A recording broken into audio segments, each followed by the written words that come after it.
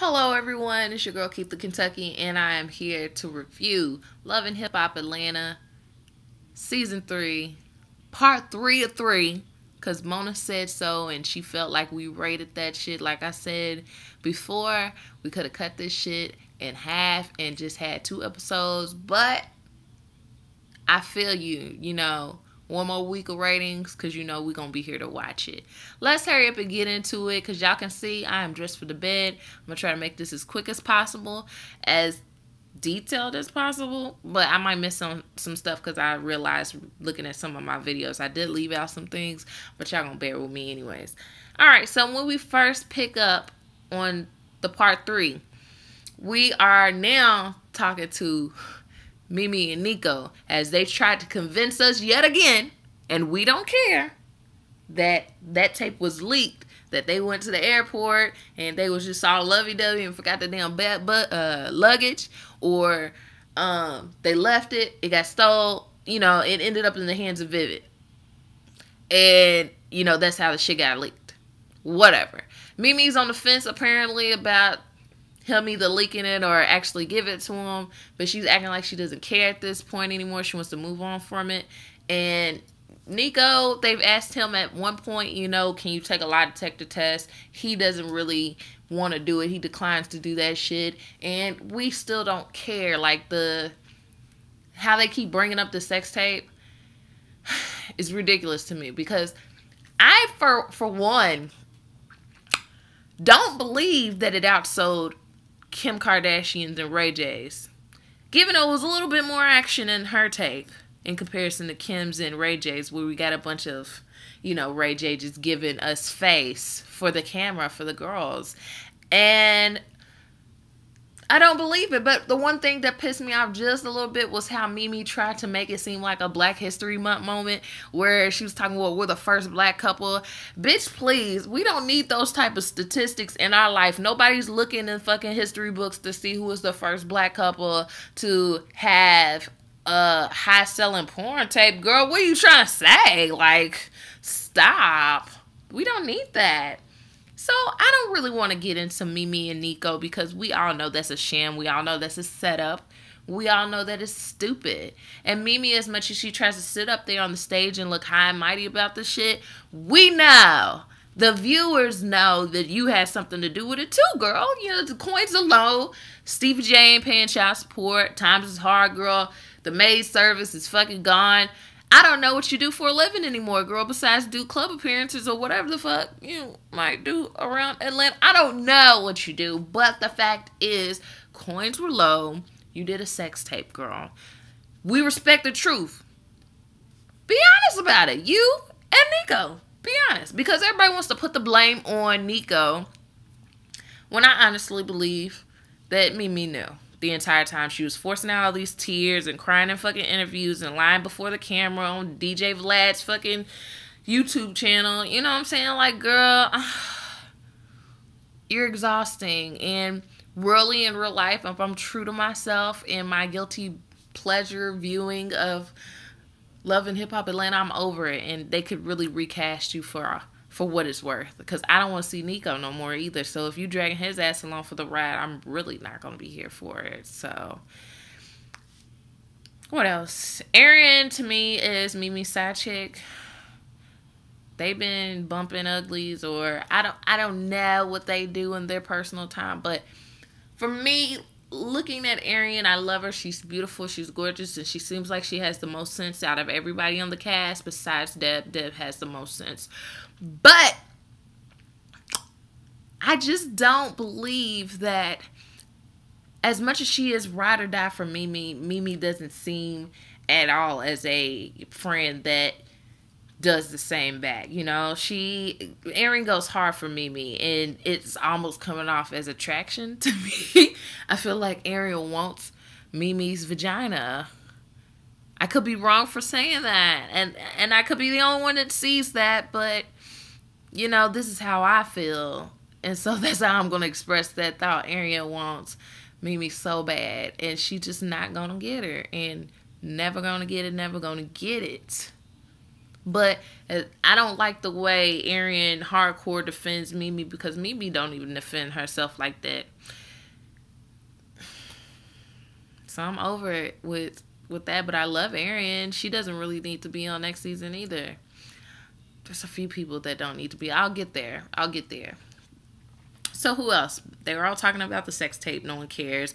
Carly Red, they showed a clip of Mimi getting all fucking in his face about his marriage, and Carly Red wants some more camera time, so she started crying, talking about all the shit that they've been through. It had to turn back on Carly because, you know, her old ass need the attention. But, you know, Mimi's fully responsible for her actions as a grown-ass woman. So she keeps putting herself in these old reckless-ass relationships. That's on her. I ain't gonna shed no tears for her. I'm not gonna cry. I'm not gonna shed no tears for old-ass Mimi Golden Girl. I just can't. I cannot do it for you. So, you know, peace and blessings, Mimi, Nico, Aryan, all y'all involved. You know what I'm saying? Like, good luck. I'm trying to be tactful. It's just not coming off the way I wanted to. Anyways, let's talk about Kalina and Tony and the old girl with the big ass. It's not much to talk about, really. Like, Kalina wanted to have a wife and a husband. It was her dream. It was her fairy tale, fantasy land type shit, and I can respect that. Everybody's got a dream, you know? Like, I suppose, but it really served no purpose. That plot was nothing to me. There was no drama. I didn't care. I really want Kalina to fire her makeup artist at this point, though. Like, yeah, you guys. It was super bad. She looked like a pregnant Pepto-Bismol bottle. And that's so mean of me to say, and I take it back. But, you know, in real life, you know, good luck to them. They got out of their Modi house and shit. They're starting life with their, like, 10 other kids. And I can't do nothing but express, you know, happiness for them. So, you know, let's move on to some juicy shit. Fucking Jocelyn, Stevie, their crackhead asses, like, all decide to, you know, talk with the producers off to the side, and they're basically trying to get the tea about this marriage. And Jocelyn is playing the back and forth game with him, thinking he's about to get what he wants. In real life, they shaded the shit out of him, because basically what they said is, in that whole interviewing period that I saw, is that it's none of our business. And do you, because nobody really cares if she's got a ring. So if the marriage certificate is there or not, she got a ring. We don't know if he's still paying on it, but that is not the point. She got a ring. So, do you, Jocelyn? They were talking back and forth, and then they bring freaking Benzino and Althea, whatever she goes by in the streets these days. And they're just so, you know, Benzino is a scorned woman, so he's very upset about the things that are going on between him and his ex-girlfriend, Stevie, because he's got a new broad, and that's what I get from that. Benzino is jealous of Stevie J and Jocelyn's relationship, and Althea is just there. Althea makes him feel good about himself. Althea is a warm body in bed for Benzino's old ass, because he's getting up there. Benzino, my nigga, you are 50. Let's take a moment. You are about as old as a parent of mine could be. Benzino too old for the shit. And Althea is not ride or die for you, because if the checks stop coming in, my dear, she is going to flee. And I feel sorry for Benzino, but they're talking back and forth. Nobody wants to. Benzino and Althea don't want to talk about the fight. He damn near, you know, bust a damn blood vessel because the interviewer's doing his job, because he's trying to get the tea on the shit that happened at the reunion, and he started wilding the fuck out. You can see fucking where blood vessels are supposed to be in his neck.